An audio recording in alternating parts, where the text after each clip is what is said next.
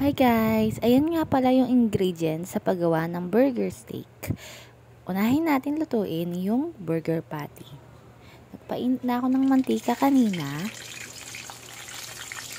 Lutuin lang siya hanggang sa maging golden brown, katulad niyan. Set aside. Tapos, nag-grate na rin ako ng bawang. Ayan, iprito natin yung bawang sa mainit na mantika.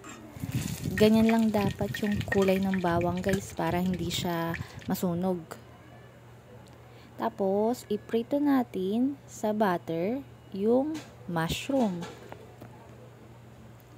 Hanggang sa maging golden brown din siya. Set aside natin yung mushroom. Tapos yung butter niyan, yan yung gagamitin natin sa pagluto ng harina. Guys, 2 kutsara lang, okay na. Ang nagawa ko kasi 4, sobrang kapal pala nun, ang dami.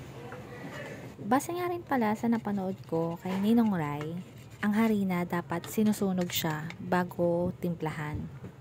Hindi yun yung eksaktong words na sinabi ni Ninong Rai, pero yun yung pagkakaintindi ko. So, ayan, nilagyan ko ng tubig. Niremedyohan ko siya kasi kahit anong lagay ko, ang kapal pa din. Lagyan ko ng toyo for color, gatas.